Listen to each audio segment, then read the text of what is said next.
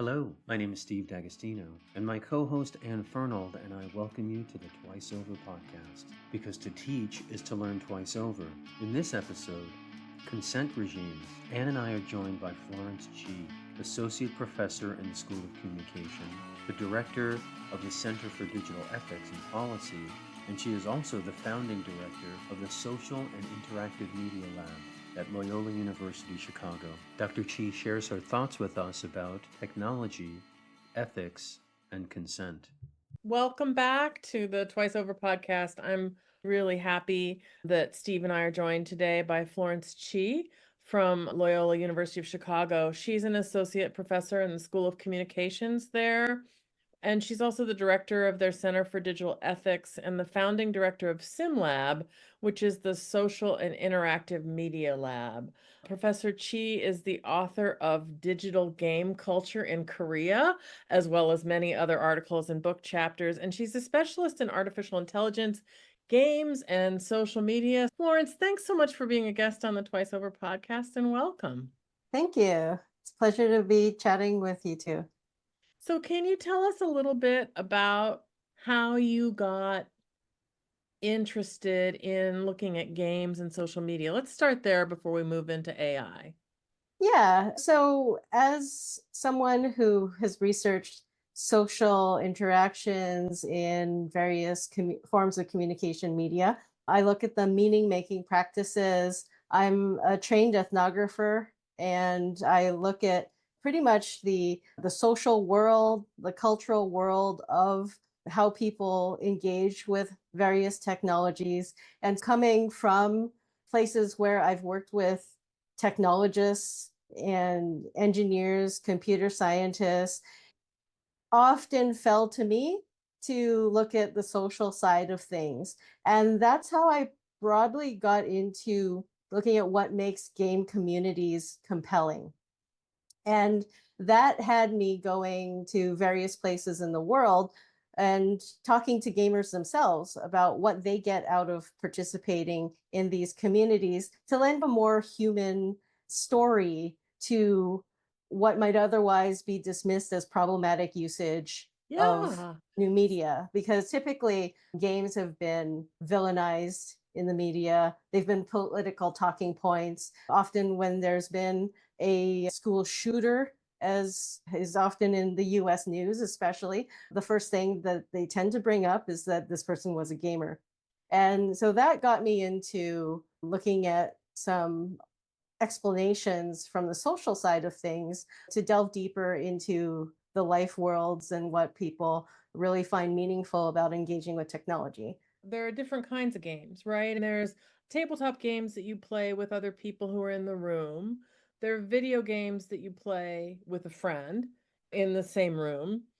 There are video games that you play like Minecraft or something where you're online with other people who are not in the room with you. Yes. And then there's the kind of idle games like Solitaire or Candy Crush that you might not even play with anyone at all, right? That's a rough taxonomy, but can you talk about how the social aspect of gaming changes depending on the context? Absolutely. There's definitely a truth to what Marshall McLuhan, a founding father of communication, noted as the medium is the message. And so we tailor our behaviors, our interactions accordingly, of course. But this is to say that a lot of digital games end up having analog counterparts. They are part of our entire life world. At least this is what I've argued in my own work, is that virtual worlds are extensions of our meat space world, our real, tangible, embodied worlds. And so you can see this in some of the works that I've referred to, studies of what housewives get out of reading romance novels. So that is done in a solitary way. Radway's Reading the Romance is a key text. I love that book. That book is amazing. So she talks about how this activity is an act of resistance rather than escapism. And so these are some analogs with the game world or various communities that participating in fan cultures or games engender. And so I'm trying to show that the digital world is an extension as a whole of our everyday life. Okay, you're And just so, blowing my mind. I want to slow you down for a second because my sure. mind is completely blown because you're showing me something that I think is really brilliant. I'm super excited by what you're saying because you're talking about the ways in which things that are private, that feel completely solitary, are part of community and can be part of community building, right? Whether it's reading a romance novel, watching a TV show, playing an idle game on our phone, that it's an act of resistance, that it's an act of protest, that it's an act of something, of participation, right? So Yes. can you keep going with that? Because I'm like, I'm so excited. This is the beauty of audio. It's not, it's a drawback actually, because I wish the listeners could see this physical interaction of minds being blown and smiles. And that's to say that, yeah, when we're online, we're really talking about our embodied selves. Like we do not stop being our embodied selves. And this is where the discussion of technology tends to separate our social and cultural lives. And part of what I argue by adding a qualitative standpoint methodology to this discussion is that we cannot just think in terms of binary real life, virtual life, or fake life, second life. It's all one. And this tracks with how our insights, our data driven insights, tend to be signal and relatively binary, right? So silences get left off the table. I want to talk about how technologies are being deployed in our everyday lives, in our work, in our play, with our awareness or without our awareness and consent. And this has been happening in the games world. My form of socializing or escapism, even escapism, or just participation in communities gets tracked and surveilled. And this is how I really got into looking at ethics and games.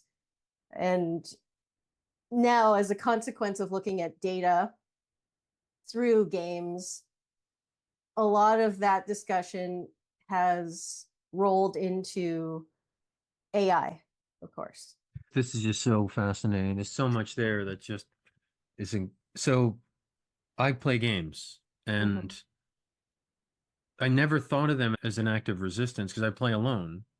And as you're speaking, I'm realizing I am doing this because I am wasting time. Like purposely, I'm producing nothing. Yes. The other thing you said that was so fascinating is this idea of embodiment, because when I first started working in online learning, and in Second Life in particular, everybody was like a mermaid or a dragon. The idea was that there would be this space where we could be disembodied. I would come to you as a mind or a personality and leave the burdens of embodiment behind. But you're so right in that we're embodied, right? We can't do that as much as we might want to. Right. And there's been perennial research that has tried to understand this separation between online and offline identity. Whether or not that's the case is not exactly what these researchers take up. It's how does online identity manifest in the form of an avatar? What kinds of representations do you choose? Do you choose something that looks like you exactly when given the chance? And so that talks about representation. Or do you choose something completely off the wall, right? That doesn't look like you at all. And how does this reflect actually what chances for alternative lifestyles or roles or leadership opportunities you might have? So in my research, when I looked at MMORPGs, which are like massively multiplayer online role playing games, I talked to people who worked dead end jobs, who ended up partaking in these communities and saying how this participation in community allowed me to wean myself off antidepressants, for example. And it was so emancipatory in this narrative that to dismiss these games as something like an addictive substance, or what was the scratch that was being itched here. And this was what blew my mind when I was doing this research, was the interpersonal nature, the social aspect, and so how these games are actually lifelines to the social rather than antisocial, as gamers tend to get typecast as. That's so fascinating. I follow this streamer on TikTok. She's a young woman, and her TikTok is really dedicated to all of the harassment she gets as a female gamer playing these kind of first person team-based shooter games. And so I think there's some tension there between finding community and kind of the values around which some of those communities might be built. 100%. They're very much like what I say about AI. I have said about games for a couple decades now, which is these media technologies that emerge are extensions of everyday life, and the same challenges we face in everyday life are also brought to bear in these sexism, tale as old as time, still a challenge when we're playing games and forming community, ironically, right? Racism, census data, how we deal with entrenched racism, systemic bias, all these things that preceded AI are now even more, they're exacerbated because the data that we're using to train models now are using those historical manifestations of data, right? So this is why AI is important, or should be regarded as important, to everything from history to philosophy to math to computer science and beyond, because it is interdisciplinary in nature. We're relying on data that we've collected from 16th century peasants in France to inform women's health. And what we can determine about that in decision making in the present, which is, from my standpoint, nuts, but this is what we're doing in the sciences. So what do we make of that? And Well, and that's this one of my big worries about AI, right? Is that we can look as individual human researchers at an article from 1960 and discount the entrenched sexism in the article and extract what may be valuable to us. Mhm. But when we input that whole text into a large language learning model, it has the same value as a 2024 text and a 16th century text. Is there a way to train the algorithm to see that? Is anyone working on that? Is that something we should be talking about with our students? I don't think that anyone's thought this through very carefully. Given what I'm seeing, there are pockets, of course. I'm not alone in these critiques of AI, to be sure, but we definitely need more widespread awareness. I advocate for education in technology and ethics from K to 12 and beyond. And that's certainly something that we don't have, the critical AI literacies, and a conversation that keeps going, right? So a lot of our practices, even if we are educating publics, educating various segments, various stakeholders, it's not sustained. And this is an issue with technological literacy as well, is it's not like one laptop per child and you're done. You have to introduce the whole system and sustain the system. And what that entails is a lot harder. It's not a one-time investment. And this is a challenge that we are currently looking at. So when you think about ethics and AI right now, Is there an intervention or two or three that you think this would be, because it feels to me so overwhelming, what would be the kind of biggest bang for the buck thing? Is it legislation? Is it regulation? Is it education? Where do you think we should be putting our time and energy in terms of ensuring that AI is helpful to us and not replicating harms? Yeah. The opportunity here is that we all have something to bring in terms of contribution to ameliorating this overwhelming state that we're in. As an educator at a Jesuit institution, especially, my go-to, of course, is education. And that's something I can do. And it's incumbent upon me to do, which is to educate anyone who comes. And so this is a unique privilege of mine, really, to go to where people are. Next week, I'm speaking to an international delegation to the US through state gov and telling them about what some challenges in the ethical tech space. The tendency has been to delegate decision making to these machines, and I would definitely caution against that. And never mind the fact that we have cost. Cost is a real thing.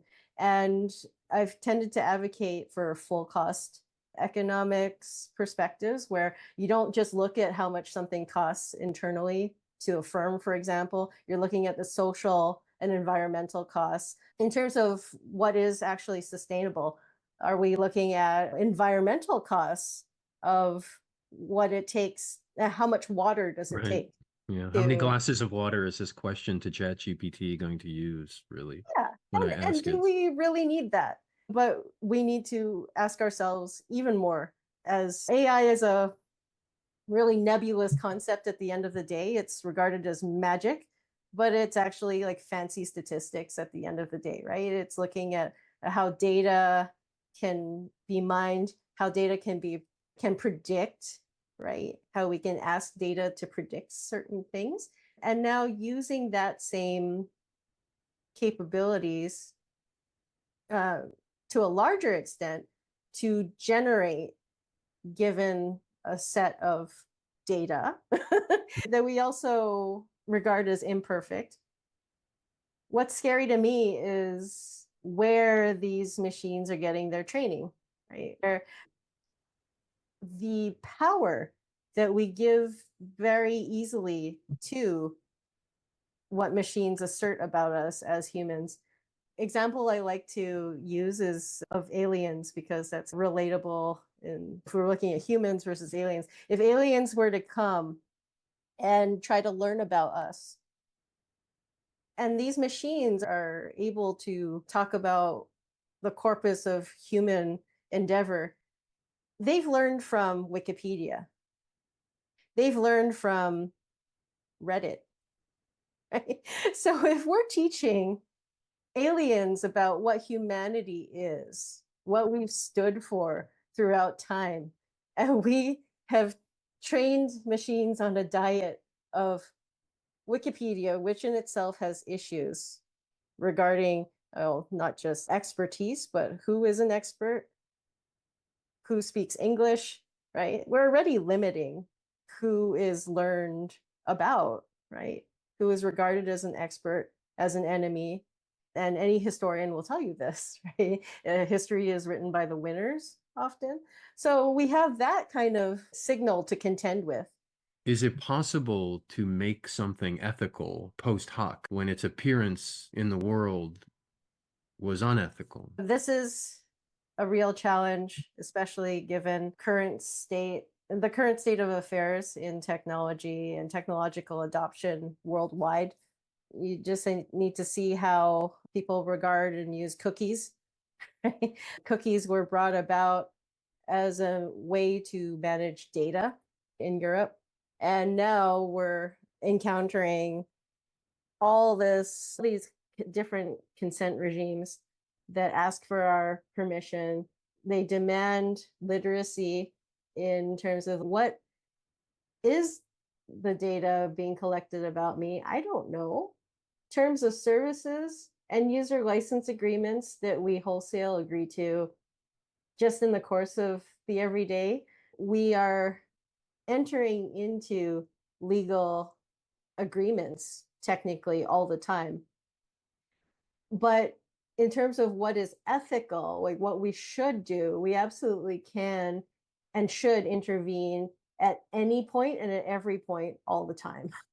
Right? So this is like consent, right? If you talk about consent, and if you're on a date with someone, how consent can be given and also ideally revoked at any point, right? And if you believe that, which I do, that is a standpoint that I apply also to technology, right? Discussions of consent and use, just in order to be an ethical agent. Where this comes into play in big tech, however, that is also a challenge that is way beyond any of us as individuals, right? If you're looking at Silicon Valley, if you're looking at California law, if you're looking at Illinois law, already you can see how data is collected differently, regarded differently, handled differently. And so you do rely upon ethics, policy, and law being in conversation with one another and constantly revised. This is why I find it really interesting now working with various facets of the UN, the Freedom Online Coalition. They all have things to say and to recommend and to guide with guidelines, the ethics of AI, calls to action. These are all non-legal attempts to manage our behavior. This is why I'm also giving talks at management schools. So this is part and parcel with management of technology, engineering policy analysis, technology policy management agendas, and how we educate folks in these areas.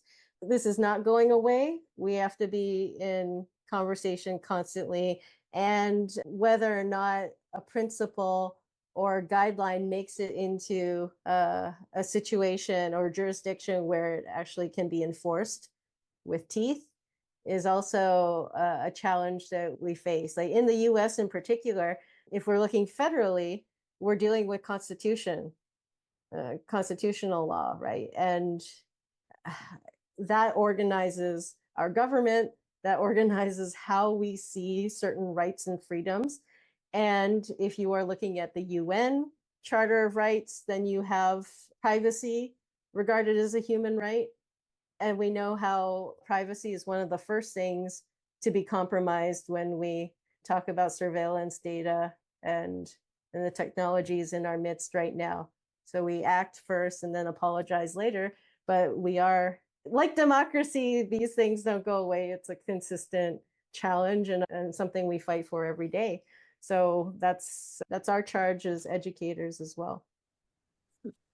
You're talking to people who are in school to be managers or to become better managers. You're talking to students, and you're talking to technologists, and you're talking to policymakers. Have you noticed differences among those groups in terms of what their misconceptions about AI are? Can you give me a little more texture about what do you want students to know that they don't seem to be understanding versus what the Silicon Valley folks are missing?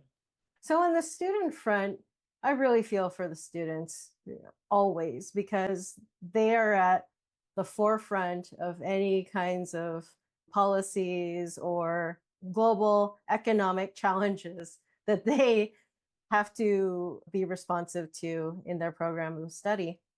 I teach an upper level digital media ethics course where we talk about ethics and AI. We talk about cyberbullying and things that they might not have thought about, with especially when they take pictures with their iPhone. Why is the file so big? And they are very sobered at the conclusion of those lessons. And so just creating awareness in that population is important. It's It's what we ask of 17-year-olds when they enter university. Everything you learned, you might have a second thought about that. It's a process of unlearning as well. So when we're teaching, we learn twice over, but when we're also learning, we might unlearn in that process, right? So Right. I have students saying to me things like, what's the point?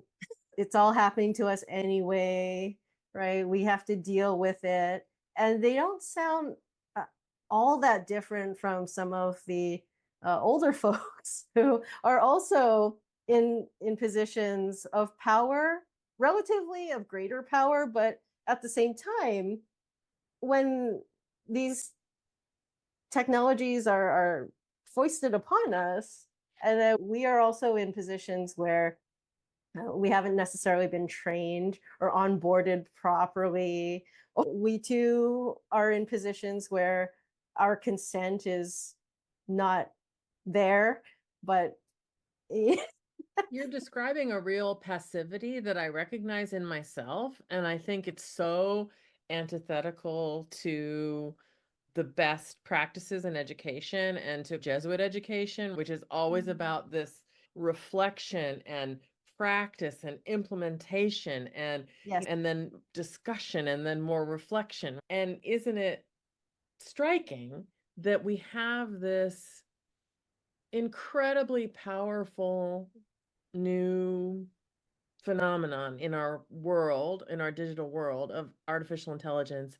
And so many of us are so overwhelmed by the strength of it that we just feel like, I guess there's nothing I can do. When in fact, supposedly we're reflective people who can practice and be critical and think. So I really appreciate you trying to help students regain some agency even in the face of this big change. When you go to talk to technologists, do you find that passivity as well, or do you find something different? oh gee, where I encounter a sort of disempowerment with the students and some of the more powerful actors in the higher education context.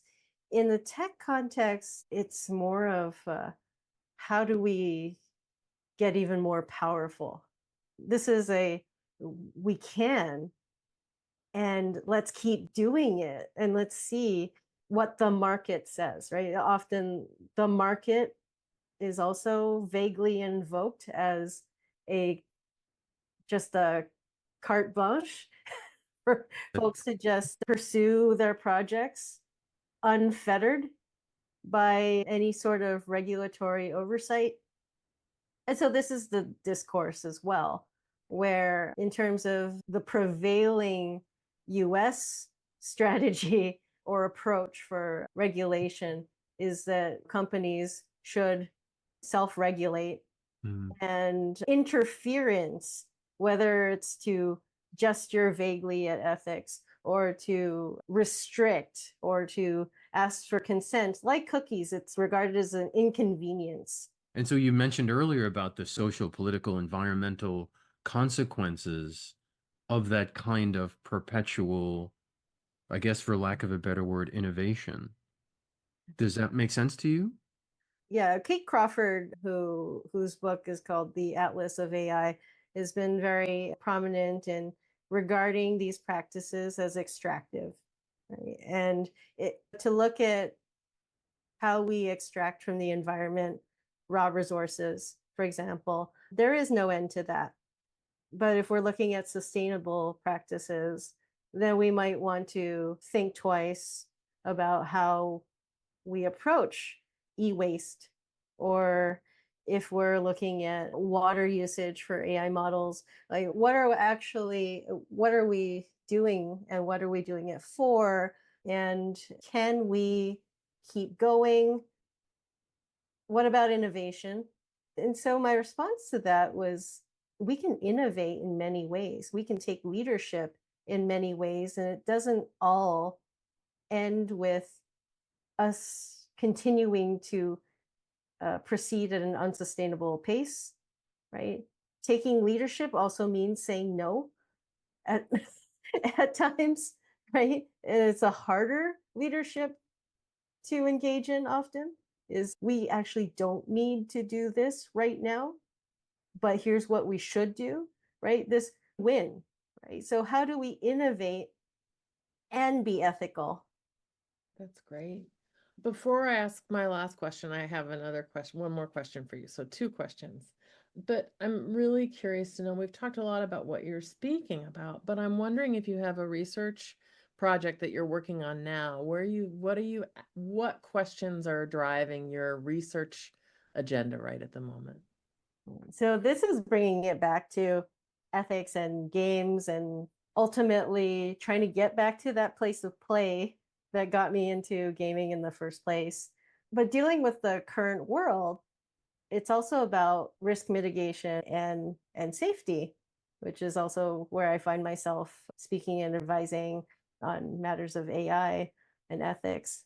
My main project is looking at how to what I call pasteurized play and trying to do what pasteurization did for food to AI and games and play, because a lot of our play and games practice has been tainted with toxicity, with predatory and extractive practices.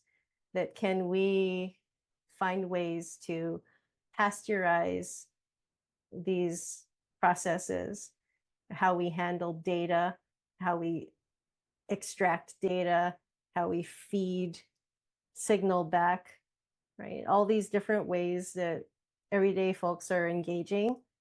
And we're looking in the home environment where minors have access to all these surveillance technologies and they're having their eyeballs scanned. They're having their voices and their voice data collected. What do we have to account for that? And this is absolutely a safety and risk mitigation question, which a number of other folks are working on right now.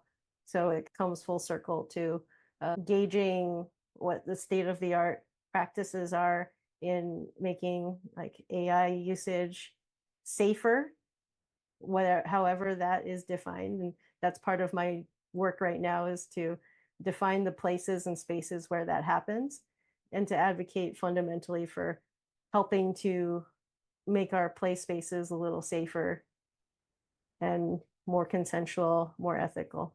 Our last question is about a teacher that inspired you or that mattered to you. So I imagine there are many, but can you tell us about someone who's been a teacher to you, formally or informally, in your past that you want to give a shout out to?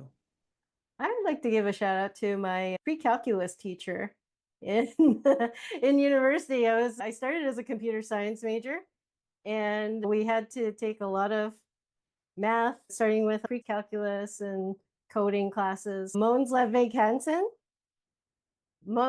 Hansen, he taught me that you don't have to really check if students are cheating if you write the exam in a certain way. What he did was say, okay, you're not allowed calculators in class, but you can just write the exam with what you know, and I will, from my end, write the exam in a way that you don't need a calculator to demonstrate that you understand the concept and have a mastery of it. And that really stuck with me for the work that he did as a teacher. And I take a little bit of that and I apply it, or try to apply it, in my everyday teaching practice as well. Wow, that's great. Florence, this has been just terrific. The hour flew by. I'm blown away by what you're doing and so grateful to get the chance to talk to you a little bit. It was just wonderful. So thanks so much for being our guest. Thank you for having me. Thank you. That was really something. Thank you so much.